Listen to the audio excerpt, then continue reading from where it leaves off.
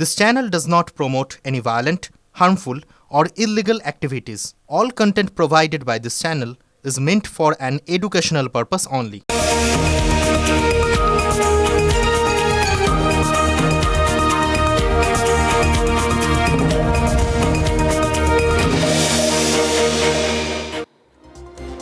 আজ 25শে বৈশাখ। চমকে উঠলেন তো? ভুল বলছি না, আজ 25শে বৈশাখী, তবে এখানে নয়, বাংলাদেশে। বাংলাদেশ আজকেই রবীন্দ্র জয়ন্তী পালন করছে। একদিন আগে, বছর দুয়েক পর কিন্তু এটা ঘটছে। ভেবে দেখুন, মানে ওই মাঝখানে ইউনুসের সময়টায় রবীন্দ্রনাথ ঠাকুর কীরকম যেন ব্রাত্য হয়ে গেছিলেন বাংলাদেশে। আমাদের হঠাৎ মনে হয়েছিল রবীন্দ্রনাথ ঠাকুর, তার সঙ্গে বাংলাদেশের আর কোনো সম্পর্কই নেই, অথবা বাংলাদেশ বিশ্বাস করতে শুরু করেছে যে রবীন্দ্রনাথ ঠাকুরের সে দেশে কোনো অস্তিত্বই নেই। কিন্তু বছর দুয়েক পর আবার বাংলাদেশ রবীন্দ্রনাথ ঠাকুরকে যথাযোগ্য শ্রদ্ধায় সম্মানে স্মরণ করল। রবীন্দ্রনাথ ঠাকুরও নিশ্চয়ই বুঝলেন যে পরিবর্তনের কি অপার মহিমা। খেয়াল করে দেখুন, শেখ হাসিনার পতনের পর জামাতের নেতৃত্বে 2 বছর, মানে যে 2 বছর বাংলাদেশ মৌলবাদীদের খপ্পরে ছিল, সেই 2 বছরে তার সেই অর্থে ঠাঁই হয়নি ঢাকায়। নমো করে কেউ কেউ পালন করেছেন, আবার ভয়ে ভয়ে তার মধ্যে। কিন্তু এবার পরিস্থিতি পাল্টেছে, ভোট হয়েছে, শাসনের পরিবর্তন হয়েছে গণতান্ত্রিকভাবে। ফলে বাংলাদেশে রবীন্দ্রনাথও ফিরে এসছেন স্বমহিমায়। আর খেয়াল করে দেখুন, কাকতালীয় হলেও তো এটাও সত্যি যে এ রাজ্যেও পরিবর্তনের সাক্ষী হতে চলেছেন রবীন্দ্রনাথ। অনেকেই বলছেন যে পশ্চিমবঙ্গে এবারে রবীন্দ্র জয়ন্তীটা নাকি আসলে কমল জয়ন্তী। কমল অর্থাৎ পদ্ম। 4 মে ভোটের রেজাল্ট বেরিয়েছে, কিন্তু জয়ী বিজেপি অপেক্ষা করেছে এই 9 মের জন্য।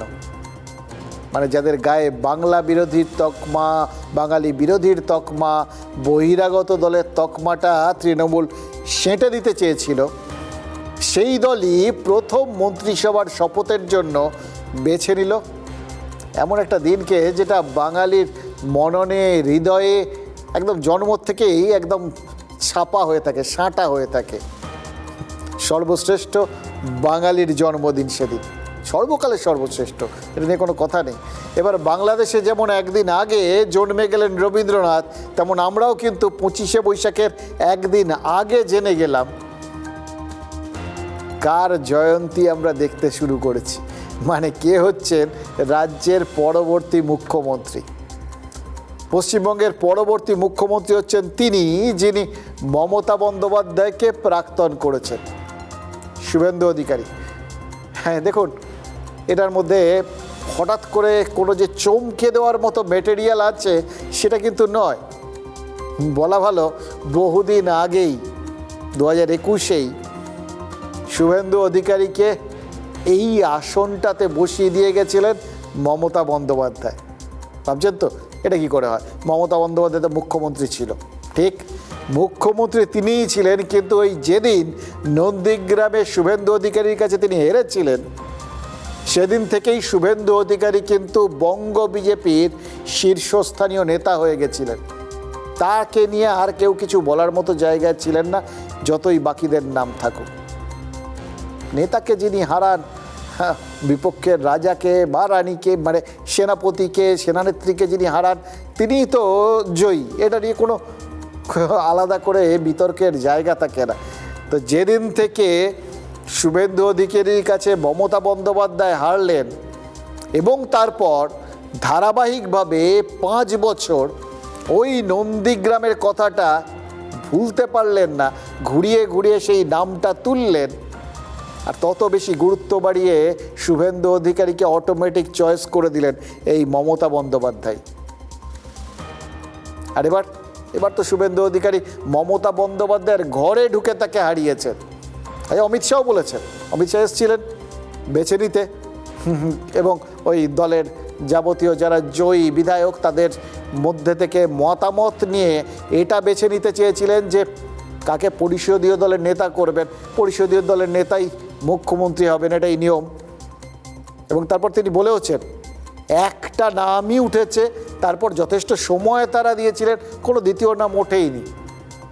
তার কারণ ওই বললাম অটোমেটিক চয়েস, এটা অমিত শাহ উল্লেখ করে দিয়েছেন যে একবার মমতা বন্দ্যোপাধ্যায় চ্যালেঞ্জ দিয়েছিলেন যে তার ঘরে ঢুকে তাকে হারিয়ে আসবেন, গেছিলেন হারাতে, হেরে এসছিলেন, হেরে ফিরেছিলেন। আর এবার শুভেন্দু অধিকারী মমতা বন্দ্যোপাধ্যায়ের ঘরে ঢুকে তাকে হারিয়ে দিয়েছেন।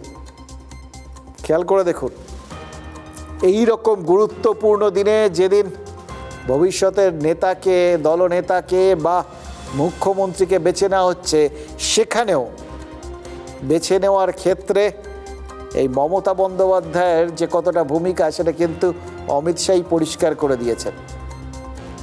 ফলে এমনিতেই নামের পাশে তার জায়ান্ট কিলার শব্দটা বসে গেছে এবং বিশ্বাস করুন, সিটিং মুখ্যমন্ত্রীকে পরপর দুবার একই ব্যক্তি হারিয়েছেন, এটা সাম্প্রতিককালে দেখা যায়নি।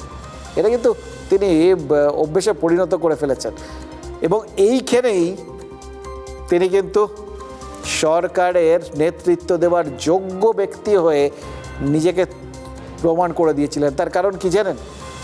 বলা হয় যে প্রতিকূল পরিস্থিতিতেই সব থেকে বেশি নেতারা উঠে আসেন। প্রতিকূল পরিস্থিতি তো বটেই, তার ঘরে গিয়ে যদি মমতা বন্দ্যোপাধ্যায় প্রার্থী হন তাহলে সেটা তো তার জন্য চাপের সময়, কিন্তু সেখান থেকে তিনি জয়ী হয়ে বেরিয়েছেন। আর এবার যখন জয়ের জন্য বিজেপি ঝাঁপাচ্ছে, সেই ঝাঁপানোতে খেয়াল করে দেখুন, তারা মুখ ঘোষণা করেনি, কিন্তু মুখ যে তিনি, সেটা তিনি তার কাজে প্রমাণ করে দিয়েছিলেন প্রত্যেকটা মুহূর্তেই 5 বছর ধরে প্রতিটা ভূমিকায়।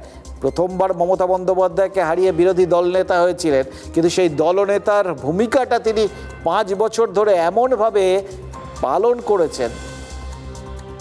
এবার এই 2026 এসে দাঁড়িয়ে তাকেই সরকারের নেতৃত্ব সঁপে দিয়েছে বিজেপি, একদম স্বাভাবিক ঘটনা হিসেবে, অটোমেটিক চয়েস হিসেবে। তৃণমূল যেরকম 294টা কেন্দ্রে মমতা বন্দ্যোপাধ্যায়কে মুখ করে লড়েছে, তেমনই তো বিধানসভার ভেতরে আর বাইরে গত কয়েক বছরে রাজ্য বিজেপি এই শুভেন্দু অধিকারীর নেতৃত্বেই লড়াই করেছে। তিনি সামনের সারিতে দাঁড়িয়ে রাজ্যে বিজেপিকে যে নেতৃত্ব দিয়েছেন, এটা নিয়ে কোনো সন্দেহ নেই, সংশয় নেই। ফলে এটা যে তার প্রাপ্য সম্মান, প্রাপ্য পুরস্কার, এটা নিয়েও কোনো দ্বিমত নেই, কোনো চমকও নেই। যদিও একটা লোকের মধ্যে প্রশ্ন ছিল, সেটা হচ্ছে বিজেপির ট্র্যাডিশনটা নিয়ে। সবাই জানতেন শুভেন্দু অধিকারী এইভাবে 2টো জায়গায় জিতলেন, তাকে ঘরের মধ্যে ঢুকে হারানোর জন্য তার ঘনিষ্ঠ লোককে প্রার্থী করে দিয়েছিল, নিজের দলে টেনে নিয়ে এসে প্রার্থী করে দিয়েছিল তৃণমূল। ওদিকে তিনি এসে চ্যালেঞ্জ নিয়ে সিটিং মুখ্যমন্ত্রীর বিরুদ্ধে লড়াই করা, এটা কিন্তু সহজ নয়, তাও কলকাতার মতো জায়গায়, ভবানীপুরে একদম ঘরের আসন, সেখানে ঢুকে তিনি দাঁড়িয়ে গেছিলেন। ফলে আবার বলছি, দ্বিমত হয়তো ছিল না, কিন্তু লোকের মাথার মধ্যে একটা জিনিস ছিল যে বিজেপির একটা ধরন আছে, তারা কিন্তু অনেক সময় চেনা মুখের বাইরে অচেনা মুখকে তুলে নিয়ে আসেন। খেয়াল করে দেখুন, আনন্দীবেন পটেল, রেখা গুপ্তা বা বিপ্লব দেব, আপাত এবং ওই ওড়িশার মুখ্যমন্ত্রী, আপাত অপরিচিত মুখকে মুখ্যমন্ত্রী করে কোনো না কোনো চমক কিন্তু বিজেপি বারবার দিয়েছে। ফলে ওই চমকটা, ওই বিজেপির ওই হঠাৎ একটা আনপ্রেডিক্টেবল যে একটা মনোভাব, সেইটাই শুধু লোকের মনে একটুখানি কৌতূহলের সৃষ্টি করেছিল। কিন্তু আজকে কি দেখা গেল জানেন? ট্র্যাডিশনও ওই কারোর বীরত্বের কাছে মাথা নিচু কর। কিছু কিছু ক্ষেত্রে ট্র্যাডিশনটা একদম চেনা নিয়ম বেয়েই চলে। অমিত শাহর কথা থেকেই তো সেটা স্পষ্ট যে শুভেন্দু অধিকারীর তার পরিশ্রমের ফল পেয়েছেন এবং তার কোনো বিকল্প ছিল না, অন্তত এই মুহূর্তে। सभी प्रस्ताव और समर्थन एक ही नाम के मिले हैं। उसके बाद दूसरे नाम के लिए भी सबको समय दिया गया, पर्याप्त समय दिया गया, मगर कोई दूसरा नाम नहीं आया है। इसलिए केंद्रीय पर्यवेक्षक के रूप में मैं श्री शुभेंदु अधिकारी जी को पश्चिम बंगाल विधानमंडल दल के नेता के रूप में निर्वाचित घोषित करता हूं। शुभेंदु भाई को बहुत बहुत शुभकामनाएं देता हूं कि आप सफल होइए और बंगाल के जनता के पूरी आकांक्षाओं को, आशाओं की पूर्ति का आप माध्यम बनिए। शुभेंदु को मैं लंबे समय से जानता हूं, संघर्षशील व्यक्ति है शुभेंदु जी। एडमिनिस्ट्रेशन को भी देखा है और टीएमसी के दूषणों को भी देखा है। यहाँ पर सुशासन देने में हमारी टीम के साथ শুভেন্দু জি সফল হবে, इसका मुझे पूरा विश्वास है। দেখুন এই জায়গাটায় একটা কথা মনে হচ্ছিল, ওই যে লাইনটা বললেন একটু খেয়াল করে দেখুন, তৃণমূলকেও খুব ভালো করে দেখেছেন। অর্থাৎ বলতে চাইলেন যে তৃণমূল কোথায় কোথায় ভুল করেছিল, কি কি ভুল করেছিল এবং অন্যায় করেছিল সেগুলো সম্পর্কে শুভেন্দু অধিকারী বিলক্ষণ অবগত আছেন। এবং যেহেতু অবগত আছেন তার ফলে তিনি কিন্তু খুব সহজেই এবার সেই জায়গাগুলোকে পরিহার করে চলতে পারবেন এবং একটা সুস্থ সুশাসন মানুষজনকে দিতে পারবেন। এটা কিন্তু হয়তো ইঙ্গিত করলেন অমিত শাহ, কিন্তু এটাই তো একজন ভালো নেতার গুণাবলীর মধ্যে পড়ে, যিনি থেকে শেখেন, দেখে শেখেন। বিজেপির বৈঠক থেকে বেরিয়েই লোকভবনে গেছিলেন শুভেন্দু অধিকারী আর রাজ্যপালের সঙ্গে দেখা করে সরকার গড়ার দাবি জানিয়ে এসছেন একদমই প্রথমাফিক। তাহলে পালাবদলের পালাটা সাঙ্গ অফিসিয়ালি শেষ। এবার ভবানীপুর কি পেল? ভবানীপুরের তো মানে সোনায় সোহাগা। আর দেখছিলাম আর ভাবছিলাম মুখ্যমন্ত্রীর বদলে মুখ্যমন্ত্রী পেল, এর থেকে বড় আর কি পাওয়া যায়? আর নন্দীগ্রাম কি পেল? সম্ভবত আরেকজন বিধায়ক। দেখুন ভবানীপুর আর নন্দীগ্রাম এই দুটোর মধ্যে একটা কেন্দ্র ছাড়তে হবে শুভেন্দু অধিকারীকে। কোন কেন্দ্রটা ছাড়বেন সেটা নিয়ে তার সিদ্ধান্তই হয়তো চূড়ান্ত। শুভেন্দু অধিকারী নন্দীগ্রাম থেকে 3 বার নির্বাচিত হয়েছেন। নন্দীগ্রামের আন্দোলন তাকে বাংলার রাজনীতিতে প্রতিষ্ঠিত করেছে, ফলে তিনি সেই আসনটা ধরে রাখতে চাইতেই পারেন। ওটার সঙ্গে আত্মিক যোগ, একটা সেন্টিমেন্টাল কানেক্ট, মানসিক যোগ রয়েছে। কিন্তু ভবানীপুর সেটাও তো একটা বিশেষ ভূমিকা নিয়ে দাঁড়িয়ে রইল তার জীবনে। দ্বিতীয় দফার ভোটের আগে শুভেন্দু অধিকারী ভবানীপুরের ভোটারদের বলেছিলেন বিধায়ক কাকে বলে। তিনি নির্বাচিত হলে সেটা ভবানীপুরের মানুষজন অনুভব করবেন। অর্থাৎ ভবানীপুর থেকে বারবার নির্বাচিত হলেও মমতা বন্দ্যোপাধ্যায়কে সেখানকার মানুষ যে হোমে বা যজ্ঞে পাননি এটা বোঝাতে চেয়েছিলেন এবং ফলেই প্রকাশ বোঝাতে পেরেছিলেন শুভেন্দু অধিকারী। এবং দ্বিতীয়ত নন্দীগ্রামের তুলনায় ভবানীপুর থেকে অনেক বেশি ভোটে জিতেছেন তিনি। নন্দীগ্রামে বিজেপির মার্জিন 1009 আর ভবানীপুরে 15,000-এরও বেশি। আর জনবিন্যাসের দিক থেকেও বিচার করলে নন্দীগ্রামের তুলনায় ভবানীপুর যে বিজেপির জন্য অনেক বেশি নিরাপদ আসন, সেটাও ভোটের প্রচারে বারবার বুঝিয়েছেন শুভেন্দু অধিকারী। ভবানীপুরের প্রায় 70% হিন্দু ভোটারের ওপর ভরসা রেখেই শুভেন্দু অধিকারী বলেছিলেন তিনি কোন কোন রাউন্ডে মমতা বন্দ্যোপাধ্যায়কে ছাপিয়ে যাবেন আর কোন রাউন্ডে গিয়ে জয়ী হবে। ভোট গণনার দিন সেই অঙ্কটা কিন্তু অদ্ভুতভাবে মিলিয়ে দিয়েছেন শুভেন্দু অধিকারী। যা থেকে স্পষ্ট ভবানীপুরের মানুষ না হয়েও ভবানীপুরের ওপর একটা নিখুঁত হোমওয়ার্ক তিনি করেছিলেন এবং ভবানীপুরের সম্পর্কে তার যে বিশ্লেষণ ছিল, যে অঙ্ক ছিল, যে প্রত্যাশা ছিল আর কি, সোজা কথায় ভবানীপুরের মানুষ কিন্তু সেটা অক্ষরে অক্ষরে মিলিয়ে দিয়েছিলেন। এরকম ভালো হোমওয়ার্ক বা বিশ্লেষণ, ভোটের বিশ্লেষণ, এটা কিন্তু চট করে দেখা যায় না। বলা হয় মমতা বন্দ্যোপাধ্যায় নাকি এই ভোটের অঙ্কটা খুব ভালো বোঝেন, কিন্তু তার কেন্দ্রে দাঁড়িয়ে শুভেন্দু অধিকারী যে ভোটের অঙ্কটা মিলিয়েছেন এবং সেই অঙ্কটা মেলাতে সেখানকার মানুষজন যে তাকে যোগ্য সঙ্গত করেছেন এটা নিয়ে তো কোনো সংশয় নেই। তাহলে যে কেন্দ্রের মানুষকে নিয়ে এতটা খাটাখাটনি করলেন শুভেন্দু অধিকারী, সেই কেন্দ্রটা কি ছেড়ে দেবেন বলা মুশকিল। কিন্তু আমার যেটা মনে হচ্ছে, মানে এই দুটো জায়গার তুল্যমূল্য বিশ্লেষণ একটা কারণেই করলাম। দেখুন এটা খুব পরিষ্কার, সরকার যখন এই পরিমাণ একটা ব্যবধান নিয়ে বিজেপি গড়ছে এবং গোটা বাংলা জুড়ে যে একটা গেরুয়া ঝড় দেখা দিয়েছিল, গোটা রাজ্য জুড়ে প্রকৃতপক্ষে যে তৃণমূলকে প্রত্যাখ্যান করা হয়েছে এবারে ভোটটা তার প্রমাণ। এবার তারপর একটা উপনির্বাচন যদি হয়, সেটা নন্দীগ্রামেই হোক বা ভবানীপুর, নিশ্চিন্তে সেখানে যে বিজেপি জিতবে এটা নিয়ে কোনো সংশয়ই থাকতে পারে না। ফলে যে কোনোটাই ছাড়ুন, তাদের অঙ্কের হিসেবে কোনো হেরফের হবে না।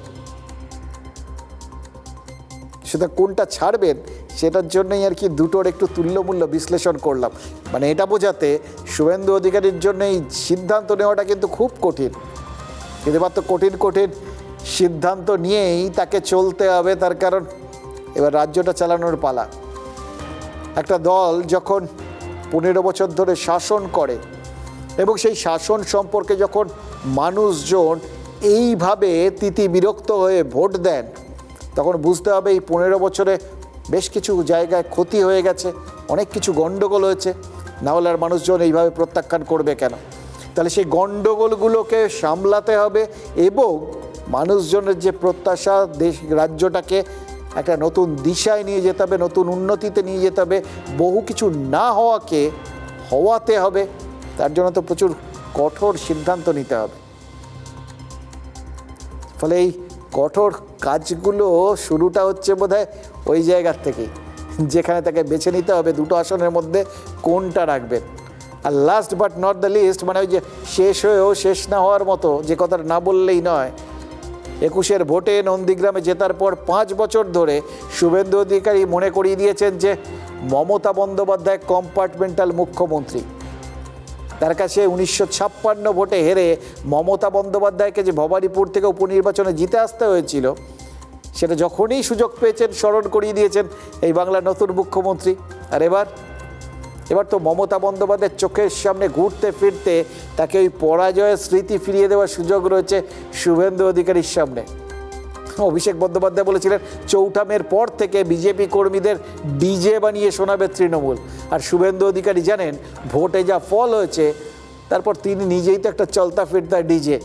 তার আওয়াজে মমতা বন্দ্যোপাধ্যায় জ্বলবেন পুড়বেন, কিন্তু কিচ্ছু করতে পারবেন না। বিপক্ষের ঘাড়ে বসে, ঘরের মাঠে বসে এরকমভাবে স্লেজিং করার সুযোগটা শুভেন্দু অধিকারী ছাড়তে পারবেন বলুন তো? মানে কি কঠোর চয়েস। একদিকে যে আসনটা তাকে বিরোধী দল নেতা তথা মুখ্যমন্ত্রী হওয়ার প্রথম ধাপটায় প্রতিষ্ঠা করে দিয়েছিল সেটা, আর আরেকদিকে যে কেন্দ্রটা তাকে মুখ্যমন্ত্রী হওয়া নিশ্চিত করে দিয়েছে সেটা। শ্যাম রাখি না কুল রাখি, কি কঠিন পরিস্থিতি। চার্জশিট প্রকাশের দিন মাননীয় নেতা অমিত শাহজি দুটো প্রতিশ্রুতি বাংলার লোককে দিয়েছেন। সন্দেশখালী থেকে আরজিকর হয়ে যত মা বোনেদের উপরে, কন্যাদের উপর অত্যাচার হয়েছে তার কমিশন বসবে এবং যারা অভিযুক্ত তাদের বিরুদ্ধে ব্যবস্থা নেওয়া হবে। ইনস্টিটিউশনাল করাপশন, প্রাতিষ্ঠানিক দুর্নীতি যারা করেছেন তাদের বিরুদ্ধে রিটায়ার্ড জাজকে দিয়ে কমিশন বসানো হবে এবং উপযুক্তভাবে আপনাদের সরকারি অর্থ যারা নয়ছয় করেছেন তাদের বিরুদ্ধেও আমরা ব্যবস্থা নেব। বললাম না, পর পর কঠোর সিদ্ধান্ত নিতে হবে তাকে।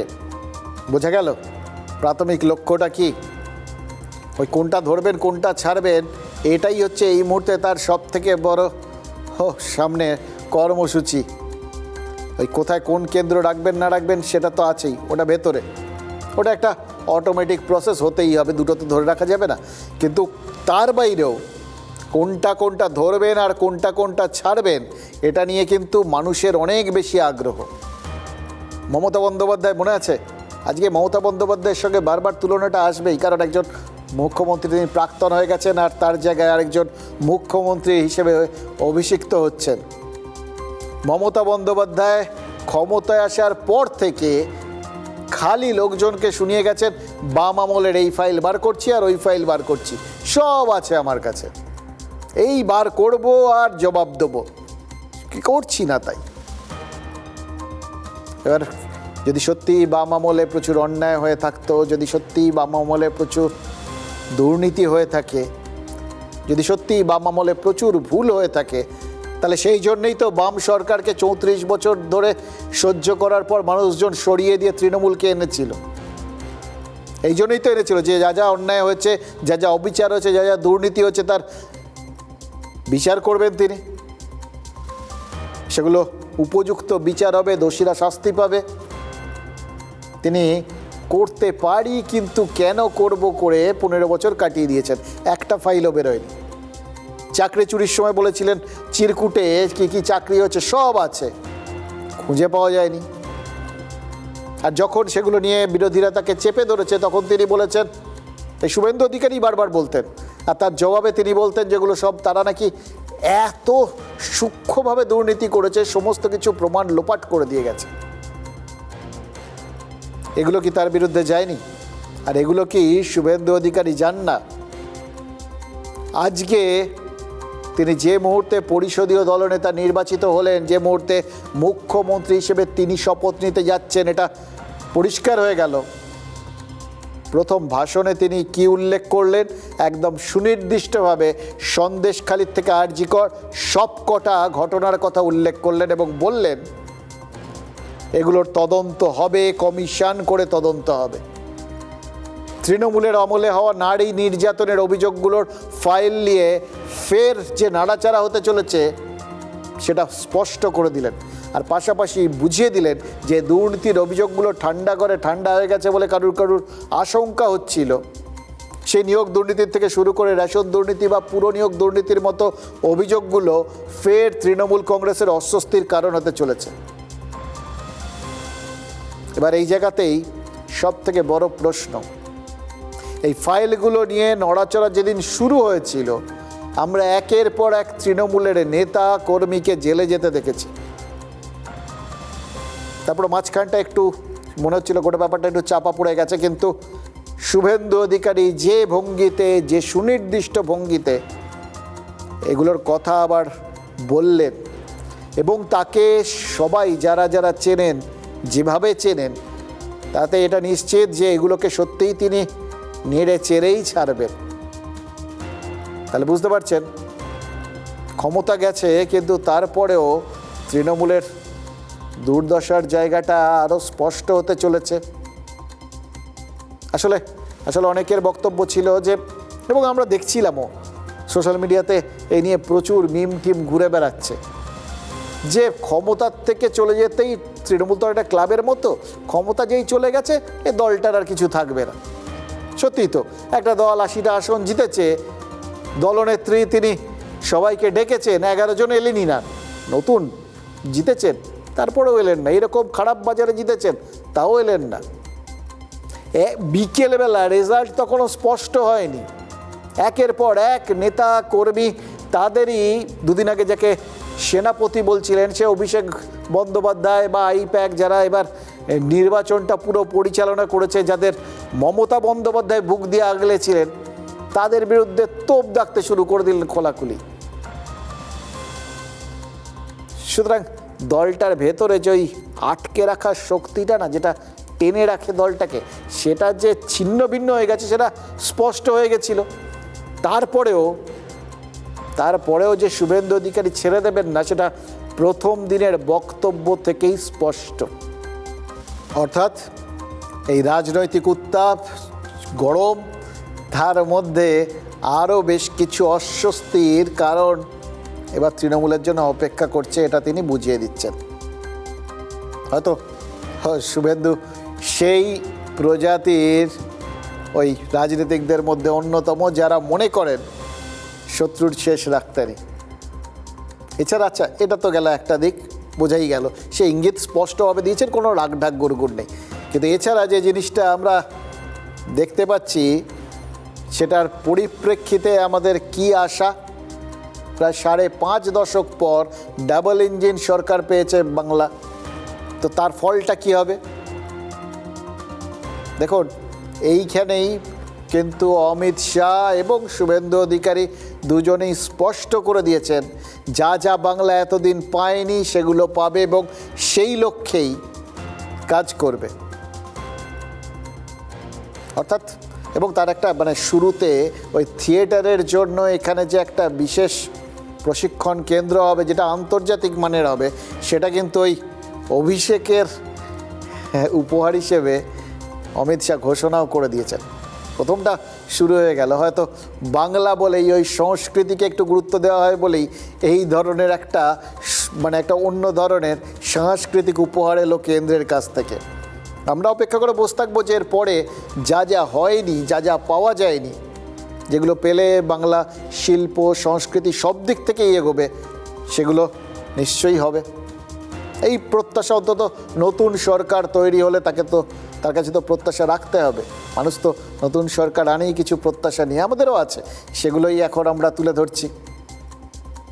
এবার সেই প্রত্যাশা পূরণের দায়টা শুভেন্দু অধিকারীর ওপর চাপবে। রাজ্যের অর্থনৈতিক দুরবস্থার মধ্যেও ফাঁক ফোকরগুলো ভরাট করার দায়িত্বটা তার ওপর চাপবে। এবার সেই চাপটা তিনি এবং তার মন্ত্রিসভার সদস্যরা সবাই মিলে হয়তো ভাগ করে নেবেন, কিন্তু একদম ডেপুটি তার উপমুখ্যমন্ত্রী হিসেবে কাউকে নেবেন কিনা সেটা নিয়ে কিন্তু জল্পনা কল্পনা চলছে, অনেকগুলো নাম ঘুরে বেড়াচ্ছে। সেটা যদি হয়, ওই জ্যোতি বসুর আমলে সেই যে বুদ্ধ ভট্টাচার্য ছিলেন, তারপরে আবার একবার বাংলা হয়তো উপমুখ্যমন্ত্রী পেতে চলেছে, যে পথটা এই তৃণমূলের 15 বছরে আমরা দেখতে পাইনি। এবার কে হতে পারেন? অনেকগুলো নাম ভেসে বেড়াচ্ছে, অনেকগুলো সেট ভেসে বেড়াচ্ছে, জোড়া মুখ্যমন্ত্রী হতে পারে, জোড়া ডেপুটি চিফ মিনিস্টার হতে পারে, এই আলোচনাটা চারপাশে রয়েছে। কারণ এটা কিন্তু বিজেপির একটা স্টাইল বলতে পারে। বিভিন্ন যে সমস্ত রাজ্যে তারা যেতেন, সেখানে অনেক জায়গাতেই এরকম জোড়া মুখ্যমন্ত্রী বা একজন হলেও ডেপুটি চিফ মিনিস্টার দেখা গেছে। এবার এরকম বেশ কিছু, ওই বললাম, যদি জোড়া হয় তাহলে তো জোড়া জোড়া নাম পাওয়া যাবে। তো যেরকম বেশ কিছু জোড়া সেট ঘুরে বেড়াচ্ছে, প্রত্যেকটা সেটেই একটা নাম কমন, আপাতত অগ্নিমিত্রা পাল। হয়তো মহিলা মুখ এবং সাম্প্রতিককালের সবথেকে লড়াকু মুখ মহিলা নেত্রীদের মধ্যে সেই হিসেবেই, এবং মমতা বন্দ্যোপাধ্যায়কে দেখে অভ্যস্ত হয়ে গেছেন এখানকার মানুষজন, ফলে তাকে টক্কর দেওয়ার জন্য, সেই স্মৃতিটাকে বাকিটা মুছে দেওয়ার জন্য হয়তো অগ্নিমিত্রা পালের নামটা এত বেশি করে উঠে এসছে। পাশাপাশি যদি উত্তরবঙ্গ থেকে একজন প্রতিনিধি নেওয়া হয়, তাহলে তার জন্য নিশীথ প্রামাণিক আছেন। এবার আরেকটা সেটে বলছে অগ্নিমিত্রা পাল আছেন, কিন্তু দিলীপ ঘোষের নামও সেক্ষেত্রে থাকতে পারে। দেখুন, ফোনটা হবে সেটা হয়তো আজকে একটু বেশি রাত্রে জানা যাবে, অথবা আদৌ হবে কিনা সেটাও জানা যাবে।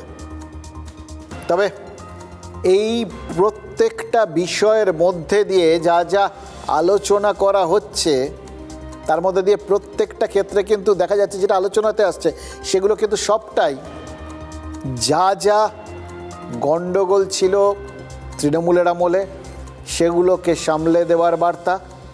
উত্তরবঙ্গ যদি বঞ্চিত থাকে, নিশীথ প্রামাণিকের নামটা তো সেই জন্যই এসছে। আবার মহিলা মুখ, সেক্ষেত্রে যেটা তাদের শক্তি বলে মনে করতো, সেটাতে যে ওই মহিলাদের জন্য বিলটা, সংরক্ষণ বিলটা যে পাশ করতে চেয়েছিলেন, সেইটার মাধ্যমেও মহিলাদের যে বার্তা দেওয়ার চেষ্টা হয়েছিল, হয়তো সেটাকেই আর কি বাস্তব রূপ দিতে, যে তারা সত্যিই কতটা আগ্রহী সেটা দেখাতেই অগ্নিমিত্রার নাম আসছে। সুতরাং বুঝতে পারছেন, প্রত্যেকটা ক্ষেত্রে একটা একটা করে বার্তা যাচ্ছে, আলোচনার মধ্যেও বেশ কিছু বার্তা যাচ্ছে। এবার আরও একটা জিনিস, এই যে মহিলাদের ক্ষেত্র ধরে, যেখানে সংসদের বিল থেকে এখানে উপমুখ্যমন্ত্রী, এই সব কটার মধ্যে একটা সংযোগ খুঁজে পাওয়া যাচ্ছে। ঠিক একইভাবে বাংলার ভোটটাকে যে আসলে একটা জাতীয় ইস্যু বলে ধরা হচ্ছে, সেটা তো আজকে অমিত শাহ পরিষ্কার করে দিয়েছেন। বাংলার ভোটে বিজেপি জেতার ফলে ভারতের জাতীয় নিরাপত্তায় যে অন্যতম বড় ফাঁকটা ভরাট হয়ে যাবে, এটা কেন্দ্রীয় স্বরাষ্ট্রমন্ত্রী আজকে বলেছেন, সুনির্দিষ্টভাবে বলেছেন যে এবার ত্রিপুরা, অসম, বাংলা, এই সীমান্তবর্তী এই পরপর সবকটা জায়গা যখন এখন বিজেপি শাসনে চলে এলো, ফলে সেগুলো দিয়ে কিন্তু অনুপ্রবেশ, যেটা এবারের ভোটে বিজেপি সব থেকে বেশি ইস্যু করেছিল, সেই ইস্যুটাই আর থাকবে না। কারণ পুরো সীমান্তে জমি পেতে সমস্যা হবে না, কাঁটাতার বসে যাবে, সীমান্ত বন্ধ করে দেওয়া হবে, এবং তার ফলে এইভাবে অনুপ্রবেশকারীরা আর ঢুকতে পারবেন না। হয়তো সেই জন্যেই বারবার এই যে আলোচনার মধ্যে আসছে এবং হয়তো দৌড়ের মধ্যে আছেন নিশীথ প্রামাণিক, কারণ অতীতে স্বরাষ্ট্রমন্ত্রীর ডেপুটি হিসেবে তার এই সমস্ত বিষয়গুলো সামলানোর বা অভিজ্ঞতা হয়ে গেছে। এর বাইরে আগামীকাল বিজেপি মন্ত্রিসভার শপথ যেটা, তাতে আর কোনো চমক থাকছে কি? দেখুন, যা হবে সেটা কালকে দেখতে পাবেন। এগুলো নিয়ে আর বিশেষ করে এই মুহূর্তে আলোচনার করার কোনো মানে হয় না। যেগুলো হবে সেগুলো নিয়ে আমরা কালকে আলোচনা করব। তবে এইভাবে উঠে এসে তৃণমূলকে পুরো ধুয়ে মুছে সাফ করে দেওয়া, এটাই তো যথেষ্ট চমক। ফলে এটার থেকে যদি আর কিছু চমক থাকে, অবাক হওয়ার কিছু নেই। हमारा विधायकों का जीत का एवरेज मार्जिन 28,000 है। 28,000 वोट से हम सब जीते हैं। और 3 से 77 और 77 से 203 की 207 की जो यात्रा हुई है वो अभूतपूर्व है। 23 प्रशासनिक जिलों में से 9 जिले ऐसे हैं जहां दीदी का खाता भी नहीं खुला है। सुपड़ा साफ हो गया। নির্বাচন ওদের সহ্য হবে কেন? চোরেদের কাছে চুরি করার সুযোগ পেলেই, লুটের কাছে লুট করার সুযোগ পেলেই ভালো হয়। এই এত ভালো ওদের কাছে ভালো নয়। তাই ভালো নির্বাচন তাই বর্জন করতেই হবে। প্রকৃতপক্ষে গণতন্ত্রের প্রতিফলন ঘটেছে, সেটা ওরা হজম করবে কি করে?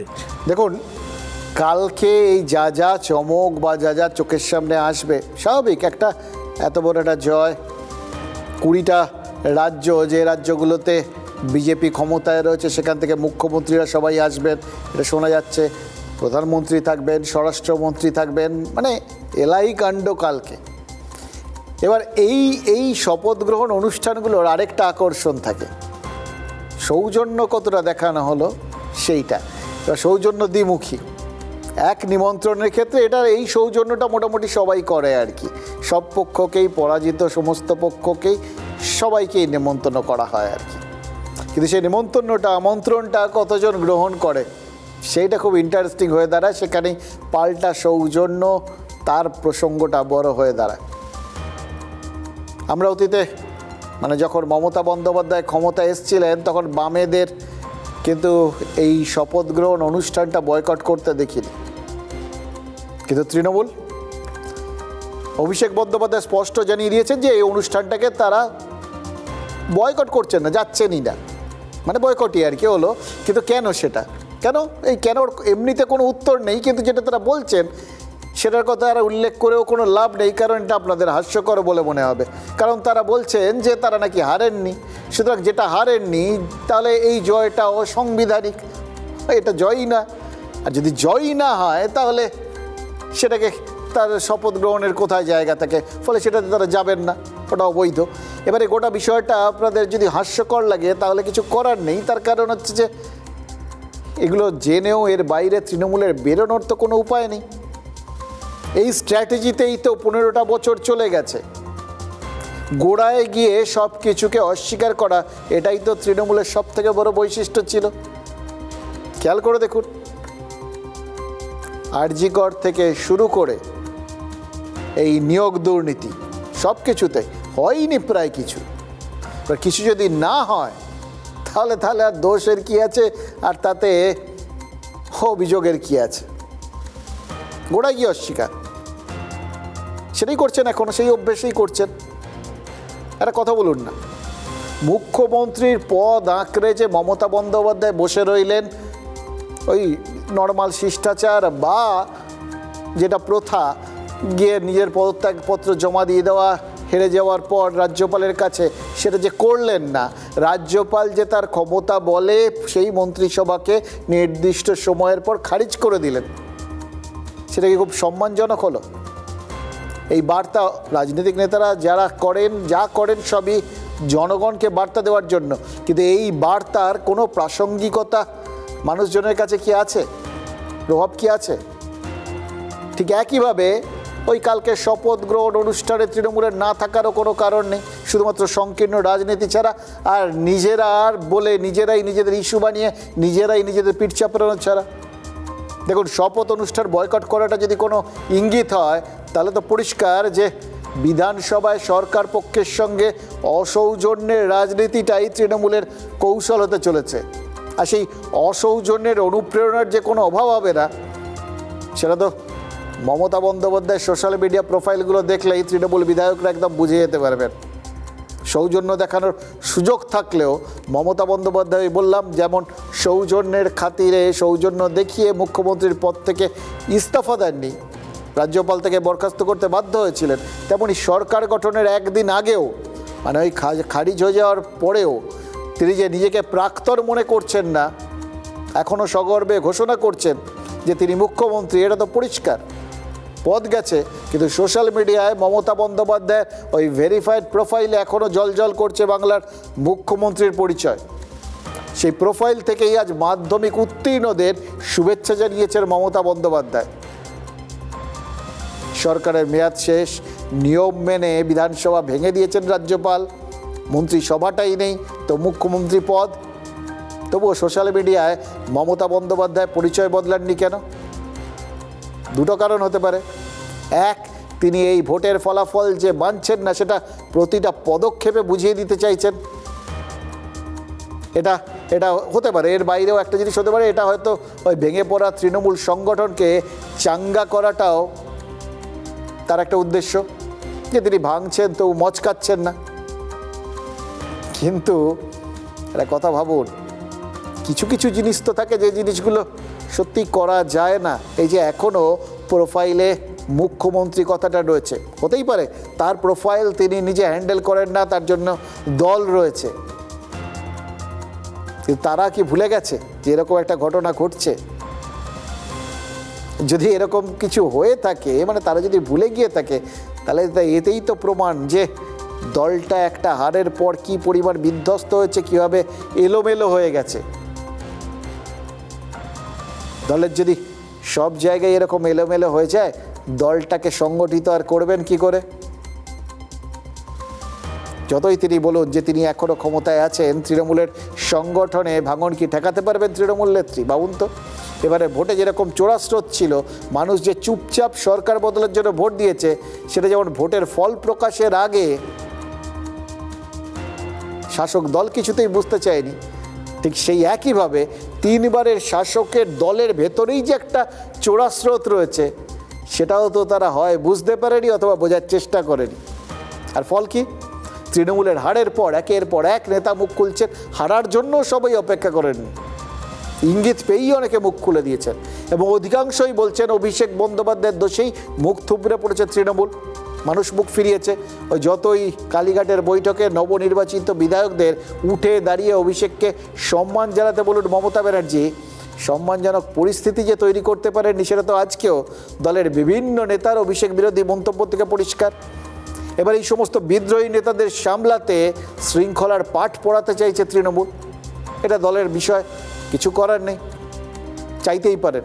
দলের 80 জন বিধায়ক তো এখনও রয়েছেন, যতই 11 জন না আসুন নেত্রীর ডাকে। এবার ওই বিধানসভায় গিয়ে কজন উল্টো দিকে বসতে চাইবেন? পতাকা এখনও নেন না সবাই, অনেকে গায়ে উত্তরীয় পরে নেন আর কি, পরে নিয়েই বুঝে দেন তিনি কোন দিকে আর কি। অথবা ওই দলত্যাগ বিরোধী আইন এড়াতে যে পরিমাণ বিধায়ক দরকার, তারা একসঙ্গে উল্টো দিকে গিয়ে বসবেন কিনা কোনোটাই এখনো বলা যাচ্ছে না। এগুলো তো অনেক যদি কিন্তু প্রশ্ন। কিন্তু যতক্ষণ সেসব কিচ্ছু না হচ্ছে, ততক্ষণ দল হিসেবে তৃণমূল তাদের নিজেদের দলটাকে যে সামলাতে চাইবে, সেটা অবশ্য স্বাভাবিক। তো ডেরেক ওব্রায়েন শোকজের চিঠি পাঠিয়েছেন কৃষ্ণেন্দু নারায়ণ চৌধুরী সহ বেশ কয়েকজনকে, কিন্তু তাতে বিধানসভার অধিবেশন শুরুর আগেই তৃণমূলের ফাটলটা যে আরও চওড়া হবে না, তার কি কোনো গ্যারান্টি আছে? আমি রাজনৈতিক ভবিষ্যৎবাণী করি না, কিন্তু যখন করি মেলে। আপনারা দেখেছেন 21-এও মিলেছে, 24-এও মিলেছে, 26-এও মিলবে। মেলাবেন তিনি মেলাবেন। কবি অমিয় চক্রবর্তী ঝোড়ো হাওয়া মেলানোর কথা বলেছিলেন। অভিষেকও ঝড়ের পূর্বাভাস মেলালেন, তবে ঝড়টা উল্টো দিকের। আর সেই ঝড় শুধু তৃণমূলের বিরুদ্ধে মানুষের নয়, তৃণমূলের বিরুদ্ধে তৃণমূলেরও। কর্পোরেট স্টাইলেও করতে গিয়ে পুরোটাই একদম তছনছ করে দিল। এমপি এমএলএ মন্ত্রীদের চাকর মনে করত, দলটাকে তিলে তিলে শেষ করে দিল। এটা অভিষেক ব্যানার্জি। বিশ্বের যত ফেরে বাজ দেখবেন অভিষেক ব্যানার্জির খুব কাছে। প্রতিটা কলেজে যারা সব মাস্তান লুম্পেন চলে, তার ফল হচ্ছে আমাদের আরজি কর। কেউ বর্ষিয়ার নেতা, কেউ মুখপাত্র। বাঁধ ভেঙে স্রোত বইছে, স্রোতের তোড়ে ঘাসফুল ভেসে যাওয়ার উপক্রম। কে বাঁচাবে তৃণমূলকে? কোন হাতিয়ারে বন্ধ হবে ক্ষোভের ফাটল? ভোটের ফল প্রকাশের 4 দিন পর খোঁজ মিলল তৃণমূলের। দলকে চাঙ্গা করার বদলে দলকে নামতে হলো দলের ভাঙন রুখতে। TV9 বাংলায় একের পর এক ক্ষোভ উগড়ে দিয়েছিলেন নেতারা। তাই দল বাঁচাতে শেষমেশ 24 ঘন্টার সময় দিয়ে শোকজ করল দল। শোকজ করা হয়েছে কৃষ্ণেন্দু নারায়ণ চৌধুরী, রিজু দত্ত, কোহিনুর মজুমদার, কার্তিক ঘোষ, পাপিয়া ঘোষকে। শোকজের চিঠি পাঠিয়েছেন রাজ্যসভার সাংসদ ডেরেক ওব্রায়েন। একসময় দলের শৃঙ্খলা রক্ষা কমিটির মাথায় ছিলেন পার্থ চট্টোপাধ্যায়। নিয়োগ দুর্নীতি মামলায় বান্ধবীর বাড়িতে টাকার পাহাড় জড়ো করার অভিযোগে শৃঙ্খলা শিকে উঠে যায়। এখন দলে যখন সুপার সাইক্লোন, তখন ফের একবার শৃঙ্খলার পাঠ শেখাতে মরিয়া তৃণমূল কংগ্রেস। চিঠি তো দেওয়া হলো, বিক্ষুব্ধরা চিঠির উত্তর না দিলে দল কি সাসপেন্ড করবে? কোহিনুরের মতো যুব নেতাদের খোঁচা ইস্তফাটাই বা দেবেন কাকে? আমি তৃণমূল কংগ্রেসে যদি পদত্যাগ করতে চাই, কার কাছে পদত্যাগ করবো সেটাই তো খুঁজে পাচ্ছি। যে শৃঙ্খলার অজুহাতে বিশৃঙ্খলার আতুর ঘরে পরিণত হয়েছিল তৃণমূল, আজ অস্তিত্ব বাঁচাতে সেই শৃঙ্খলাকেই হাতিয়ার করতে হচ্ছে। প্রশ্ন হলো, এই হাতিয়ারে হিতে বিপরীত হবে না তো? দেখুন, শোকজের উত্তর যদি কেউ না দেন বা উত্তর যদি সন্তোষজনক না হয়, তাহলে তার বিরুদ্ধে ব্যবস্থা নিতেই পারে তৃণমূল নেতৃত্ব। কিন্তু পাগলা ঘোড়া একবার খেপলে তাকে শান্ত করা যায় কি? এমনিতেই ফল প্রকাশের পর নেতার থেকে অভিনেতা সবাই যে রেটে ডিগবাজি খাচ্ছেন, মানে ওই নাদিয়া কোমাঞ্চি, যিনি ওই একটা সময় জিমন্যাস্টিক্সে সোনা টোনা পেতেন আর কি বলে বলে, তিনিও লজ্জা পেয়ে যাবেন আর কি। এত দ্রুত তারা রং পাল্টাচ্ছেন যে গিরগিটিও লজ্জা পাবে বললে কেউ কেউ মজাও করছেন সোশ্যাল মিডিয়ায় এই সমস্ত বলে টলে। কিন্তু ঘটনা হচ্ছে এই মুহূর্তে, কারণ যাই হোক, বিভিন্ন মানুষজন, বিভিন্ন পেশার, বিভিন্ন ধারার, তারা সবাই মনে করছেন এই মুহূর্তে যদি ফলো করতেই হয় তাহলে বিজেপিকে করাই ভালো। এবার সেই তালিকায় কিন্তু রাজ্যের পুলিশও যুক্ত হয়েছে, ভুল বলা হবে না এটা যদি বলি আর কি। কারণ সোশ্যাল মিডিয়ায় বিজেপিকে ফলো করতে শুরু করেছে কলকাতা পুলিশ। এমনকি এতদিন প্রধানমন্ত্রীকে ফলো করতে পারতো না যে পুলিশ বাহিনী, সেই পুলিশ বাহিনী বিজেপি সরকারে আসায় খোলা মনে নরেন্দ্র মোদীকে ফলো করতে শুরু করেছে। সোশ্যাল মিডিয়ায় বিজেপিকে ফলো করার পাশাপাশি এবার প্রশ্ন তো সেটাই যে সমাজে কি তৃণমূলকে আনফলো করতে শুরু করলো পুলিশ? দেখুন, বিজেপি কর্মীর ওপর হামলার অভিযোগে গতকাল অভিযুক্ত তৃণমূল কর্মীকে ঘাড় ধাক্কা দিয়েছে জেলা পুলিশ। হাওড়ায় গোলমাল পাকানোর অভিযোগে তৃণমূল কর্মীদের ধরে ধরে লাঠিপেটা করা হয়েছে। বিজেপি নেতারা যখন হামলার মুখে তাদের কর্মীদের সংযমের বার্তা দিচ্ছেন, তখন পুলিশের একদম পুলিশসুলভ আচরণ কি বুঝিয়ে দিচ্ছে? আগামী দিনে রাজনৈতিক হিংসার জবাব প্রশাসনিকভাবেই দেবে বিজেপি সরকার, এবং সেক্ষেত্রে কুণাল ঘোষের মন্তব্যই তাদের হাতিয়ার হতে পারে। বেলেঘাটার তৃণমূল বিধায়ক কিন্তু স্বীকার করে নিয়েছেন যে তৃণমূলের নেতাকর্মীরা কোথাও কোথাও নির্যাতন করেছেন। তাই রাজ্যে পালাবদলের পর তৃণমূলের একাংশের ওপর মানুষের ক্ষোভটা এইভাবে ঝরে পড়াটা স্বাভাবিক। এবার ভাবুন তো, এই বাজারে মানে সব থেকে খারাপ সময়ও ওই ধরুন তিলোত্তমা কাণ্ডের সময়, যখন অধিকাংশ তৃণমূলের নেতা কর্মী কারুর মুখে বলার মতো কোনো শব্দ ছিল না, মুখ দেখাচ্ছিলেন না, লুকিয়েছিলেন, কারণ মানুষজনের এরকম স্বতঃস্ফূর্ত ক্ষোভ এর আগে কোনো রাজনৈতিক দল হয়তো সাম্প্রতিককালে দেখেনি। সেই রকম প্রতিকূল পরিস্থিতিতেও একমাত্র একজন যদি নিজের গড় আগড়ে ওখানে দাঁড়িয়ে থেকে থাকেন, তাহলে সেটা কুণাল ঘোষ। সেই তিনিও যখন এই রকম স্বীকারোক্তি করছেন, এরপর তৃণমূল কর্মীদের মনোবল কি আর কোনোভাবে চাঙ্গা করতে পারবেন প্রাক্তন মুখ্যমন্ত্রী মমতা বন্দ্যোপাধ্যায়? আমাদের দলের কেউ কেউ এমন কিছু স্থানীয় ভিত্তিতে আচরণ করেছেন বা লোকের বিরক্তির কারণ হয়েছেন, সেইটা এখন এই সুযোগে বেরিয়ে আসছে। যেখানে আমাদেরই কোনো দোষ ছিল সেখানকার প্রতিবাদ বা সেখানকার রিয়াকশন একরকম, বাকিটা পুলিশ প্রশাসন দিয়ে আগে আমার কাজ কর্মীদের পরিস্থিতিটাকে ঠান্ডা করা। দেখুন, এত রকম ধাক্কা, এত রকম সমালোচনা, দলের ভেতরে এরকম ছিন্ন ভিন্ন অবস্থা, এরপরেও দেশের বিরোধী রাজনীতিতে নেতৃত্ব দেওয়ার স্বপ্ন তো ছাড়েননি তৃণমূল নেত্রী। কারণ ইন্ডিয়া উইকে বাকি যারা রয়েছেন তারাও তো তারই মতো সাম্প্রতিক নির্বাচনগুলোতে হারান হেরেছেন। এবার মমতা বন্দ্যোপাধ্যায় হার স্বীকার করছেন না বলেই তার হারটা এত বেশি চোখে পড়ছে, কিন্তু তার সঙ্গে সঙ্গে বিরোধীদের মধ্যে হয়তো তিনি এভাবেই নিজের জায়গাটা আলাদা করে রেখেছেন যে দেখুন, আমি হারের মধ্যেও লড়াই ছাড়ি না। তবে বাংলার রাজনীতিতে আপাতত যে তার জমানাটা শেষ হয়েছে এটা তো ধরে নিতেই হবে, এবং মজার ব্যাপার হচ্ছে তার শেষের শুরুটা কিন্তু 2021 বিশাল জয়ের পরেই হয়ে গেছিল। ঠিক যেভাবে বামেরা 2006 ওই বিশাল জয় পাওয়ার পরেই 2011 গিয়ে মুখ থুবড়ে পড়েছিল। এই বিরাট জয়গুলো কিন্তু খুব ইঙ্গিতবাহী, বুঝতে পারছেন তো? এবার এই 2021টা কেন বললাম, 2021-এর পর মানে 26-এ কী হলো সেটা দেখতেই পাচ্ছেন, কিন্তু 2021-এর পরেই বিজেপির সর্বভারতীয় সাধারণ সম্পাদক BL সন্তোষ, মানে যিনি সারা দেশে বিজেপির সংগঠনটা দেখেন, তিনি কিন্তু কলকাতায় একটা ভবিষ্যৎবাণী করেছিলেন। মমতা বন্দ্যোপাধ্যায়কে হারানো নিয়ে বিজেপি যে আদৌ বিশেষ চিন্তিত নয়, ওটা একটা রাজনৈতিক চ্যালেঞ্জ, ওটার মোকাবিলা যে বিজেপি করে নেবে, মানে বিজেপি ওই মমতা বন্দ্যোপাধ্যায়কে হারানোর ব্যবস্থা ঠিক করবে, সেটা কিন্তু তিনি বলে দিয়েছিলেন। কিন্তু যেটা তার সঙ্গে বুঝিয়েছিলেন, বাংলায় কিন্তু এর বাইরেও আরও অনেক চ্যালেঞ্জ রয়েছে। हमारे तीनों नेता ने आपके सामने और विशेष रूप से शुभेंदु दादा ने हमारे सामने है ये राजनीतिक पॉलिटिकल चैलेंज जो है उन्होंने हमारे सामने रखा है। हमको 2 साल रहने के लिए, 3 साल रहने के लिए, मैं तो MLA हूँ, 5 साल के बाद निकल जाऊंगा, मैं तो राज्यसभा मेंबर हूँ, 3 साल के बाद निकल जाऊंगा, मैं राष्ट्रीय कार्य समिति सदस्य हूँ, 2 साल के बाद चला जाऊंगा। इसके लिए हम नहीं है, we are here for very long time to come. क्योंकि पश्चिम बंगाल का चैलेंज वो तृणमूल नहीं है, 1.5 सारे चैलेंजेस है। अभी हमारे लिए पॉलिटिकल चैलेंज तृणमूल है, वो तो कभी समाप्त होगा ना, वो कभी समाप्त होगा, क्या समाप्त होने की दिशा में ही वो चल रहे हैं, क्योंकि too much is always too bad, ऐसे इंग्लिश में एक शब्द है।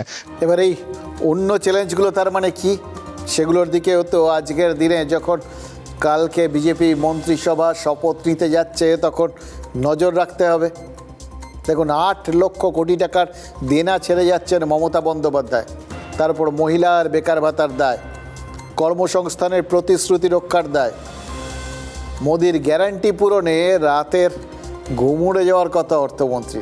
মানে পশ্চিমবঙ্গকে রাতারাতি শিল্প গন্তব্য না করে তুলতে পারলে এই আর্থিক চাপ সামাল দেওয়া কিন্তু কোনোভাবেই সম্ভব নয়। আর শিল্প স্থাপন করতে হলে আইন শৃঙ্খলা পরিস্থিতির উন্নতির দিকে নজর দিতেই হবে। বিজেপির নেতারা কিন্তু তাই এত সংযত। চারপাশে খেয়াল করে দেখুন, পর পর তাদের কর্মীরা তারা আক্রান্ত হচ্ছেন, তারপরেও তারা কিন্তু অত্যন্ত সংযমী ভূমিকা পালন করছেন।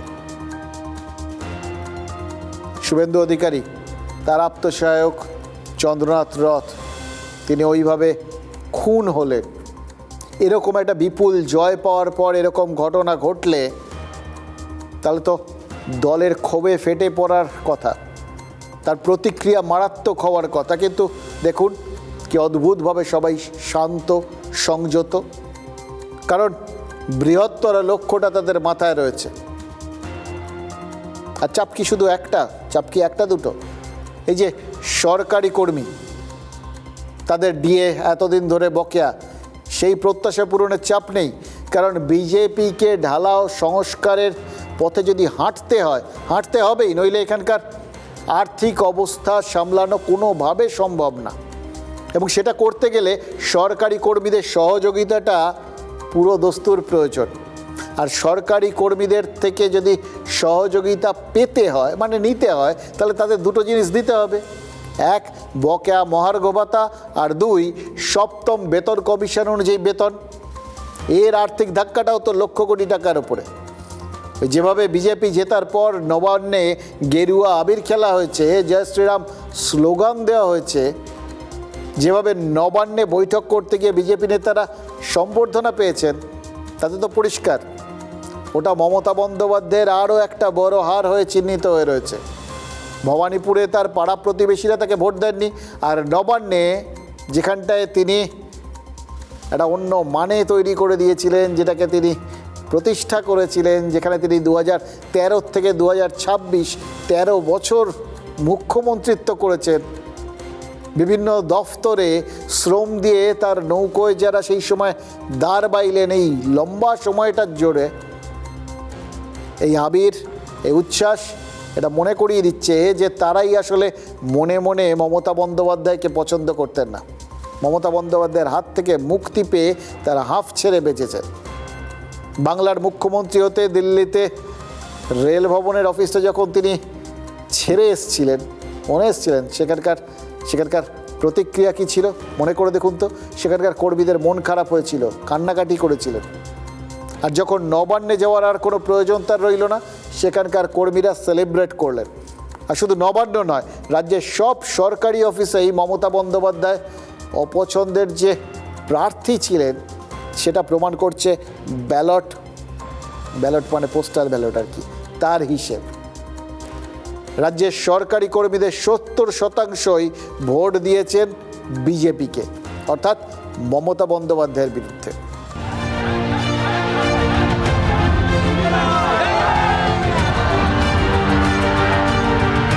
বাংলায় এবার বিজেপি সরকার।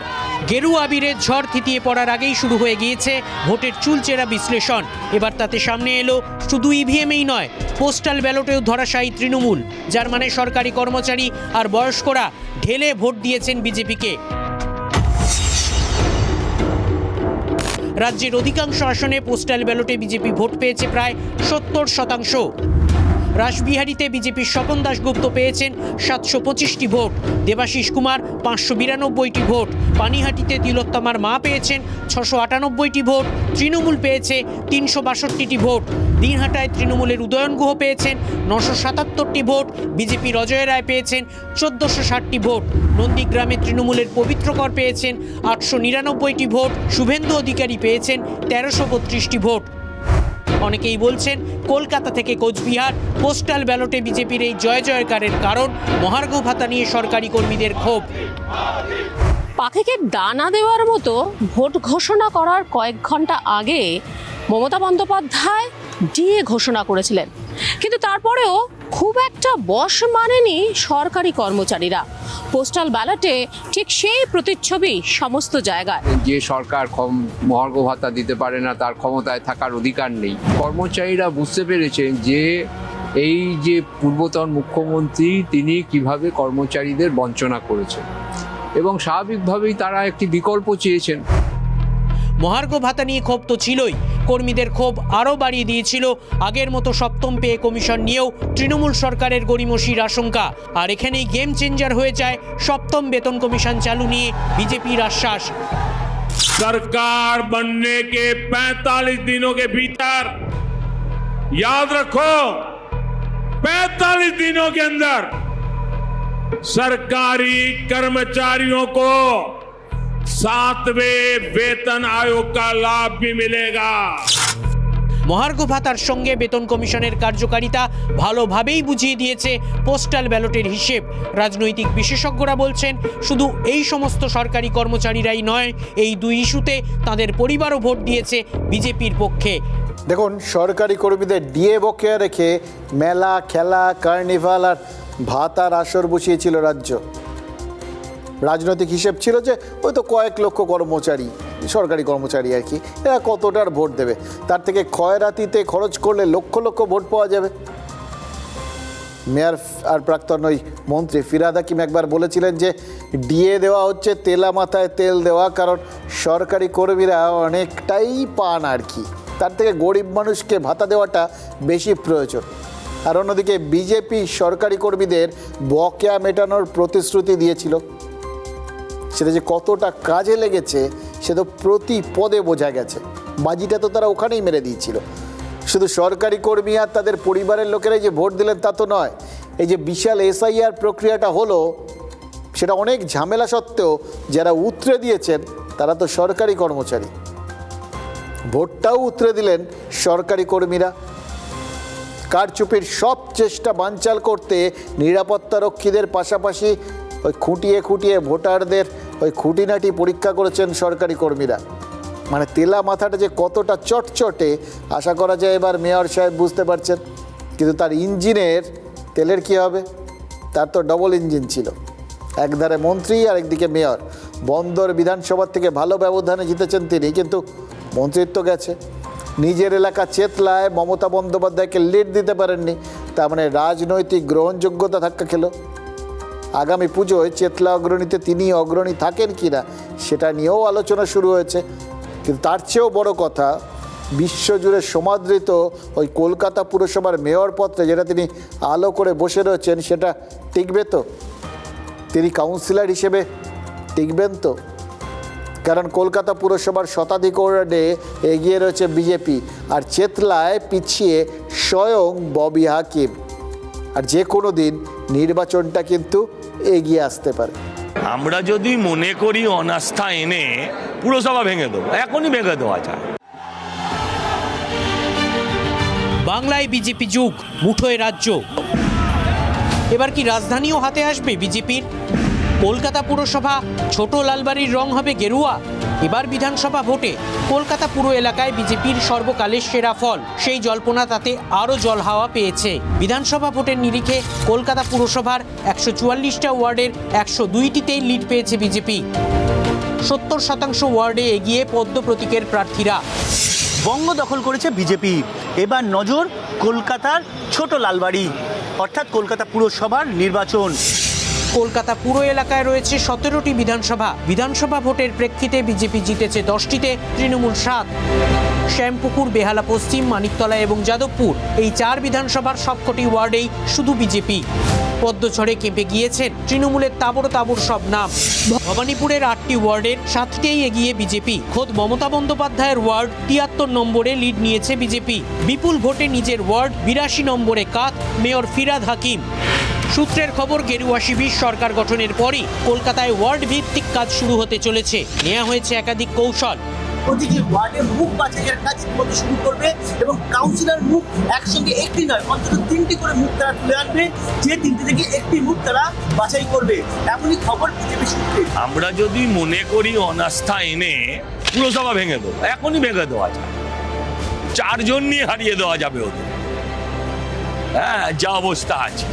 নির্ধারিত সময়ে নির্বাচন হলে এখনো কয়েক মাস বাকি কলকাতা পুরো ভোটের, কিন্তু তার অনেক আগেই যেভাবে তৃণমূলের একাংশ ভরাডুবির জন্য মমতা বন্দ্যোপাধ্যায় ও অভিষেককে তুলোধনা করছেন, যেভাবে কার্যত আত্মসমর্পণ করতে শুরু করেছেন তৃণমূলের একটা অংশ, তাতে জোড়াফুল শিবির আদৌ বোর্ড টিকিয়ে রাখতে পারবে কি? আপনারা কতটা প্রস্তুত আছেন? কারণ অনেকগুলো সিটি আপনারা পিছিয়ে রয়েছেন, কি বলুন? এটা নিয়ে আমি এখনো বিশ্লেষণ করিনি, আপনাকে জানাবো। কলকাতার মেয়র পদ তাদের দখলে আনার তারা চেষ্টা করবেই। রাজ্যে যখন দখল করেছে তখন আগামী দিনে তার নিচে যে ক্ষমতার যে সমস্ত প্রতিষ্ঠান সেগুলোকে দখল করার চেষ্টা করবে। 2021-এর বিধানসভা ভোটের নিরিখে কলকাতা পুরসভায় তৃণমূল 131টি ওয়ার্ডে এগিয়েছিল, বিজেপি 12, বাম কংগ্রেস 1টিতে। 1 বছর পর পুরো ভোটে তৃণমূল 144টা ওয়ার্ডের মধ্যে 134টিতে জয়ী হয়, 3টি করে আসন পায় বিজেপি ও নির্দল। কংগ্রেস পায় 2টি, সিপিএম ও সিপিআই 1টি করে। কলকাতায় 3.5 বছরে মাত্র 3 থেকে 102টি ওয়ার্ডে উত্থান হয়েছে বিজেপির। তাতে কি বিজেপির ছোট লালবাড়ির রাস্তাটা আরও পরিষ্কার হয়ে গিয়েছে? দেখুন, পরিবর্তন কবে কি হবে সে তো পরের কথা, কিন্তু খোদ ববি হাকিমের পরিবারেই পরিবর্তনের হাওয়াটা ধাক্কা মেরেছে কি না সেটাও কিন্তু খুব ইন্টারেস্টিং লাগছে। কেন জানেন? আপনাদের মনে আছে যে ববি হাকিমের মেয়ে, ফিরহাদ হাকিমের মেয়ে প্রিয়দর্শিনী হাকিম, তিনি মমতা বন্দ্যোপাধ্যায়ের ওই গণনা কেন্দ্রে ছিলেন, বেরিয়ে এসে কত অভিযোগ করেছিলেন। আজকে তিনি একটা সোশ্যাল মিডিয়ায় পোস্ট করেছেন, সেখানে দুটো মহাকাব্য রামায়ণ আর মহাভারতের উদাহরণ দিয়েছেন। উদাহরণ মানে দুটো উদাহরণেরই মূল কারণ হচ্ছে 1, মহিলাদের অসম্মান, আর 2, অন্ধ স্নেহ। যেখানে বিচার বুদ্ধিকে অন্ধ স্নেহ গ্রাস করে ফেলে ওই ধৃতরাষ্ট্রের মতো, সেই সমস্ত জায়গাগুলোতেই পতনের সূত্রপাত হয়। এটাই তার লম্বা একটা পোস্ট, তার মূল উপজীব্য আর কি। এবার তিনিও যখন এই ধরনের পোস্ট করছেন, তার মানে দলের ফাঁক ফোকর বা ওই চোখ বন্ধ করে থাকা, যেভাবেই বলুন আর কি, দৃষ্টিহীনতা, সেটাই তার চোখে পড়েছে। এবার এই দৃষ্টিহীনতা যদি সর্বক্ষেত্রে থাকে, তাহলে যে পতন অনিবার্য সেটাই তিনি বলতে চেয়েছেন। এবার সেই ফল অনুযায়ী বা সেই অভিজ্ঞতা অনুযায়ী এটা যদি তাদের দলে কোথাও গিয়ে থাবা বসিয়ে থাকে অলরেডি, তাহলে তো এই পুরসভা কেন, এমনি যা যা পরিবর্তন হয়েছে সেই পরিবর্তনটা ধারাবাহিকভাবে চলবে আর কি, এটা পরিষ্কার বোঝা যায়। দেখুন 2000 সালে কলকাতা পুরসভা দখল করেছিল তৃণমূল কংগ্রেস, আর তার 11 বছর পর বাংলায় পরিবর্তন হয়েছিল। আর এক্ষেত্রে বিজেপি তো আগেই পরিবর্তন ঘটিয়ে বসে এসছে। এবার বড় লালবাড়িতে শাসন ব্যবস্থা যখন ফিরে আসছে, সেখানে ছোট লালবাড়িটা দখল করা যে তাদের পরবর্তী টার্গেট হবে, এটা তো পরিষ্কার। কিন্তু এখানেও ফাঁদ রয়েছে। রাজ্যে যেরকম 8 লক্ষ কোটি টাকার ঋণ, কলকাতা পুরসভাতেও তো অনাদায়ী করের বিশাল বোঝা, তারপর আকাশ ছোঁয়া ঋণ। মানে মমতা বন্দ্যোপাধ্যায়ের মতো ফিরাদ হাকিমও ওই বিদায় বেলায় কাঁটার মেলা পড়িয়েই হয়তো গুড বাই বলবেন। তবে বিদায় যে প্রায় নিশ্চিত তাতে কোনো সন্দেহ নেই, কারণ কলকাতার মন বিষিয়ে গেছে, সেটা এই ভোটের ফলে পরিষ্কার। আর তৃণমূল কাউন্সিলরদের মানুষের সামনে দাঁড়ানোর মুখ নেই এই মুহূর্তে, ফলে ঘুরে দাঁড়ানোটা রীতিমতো কঠিন।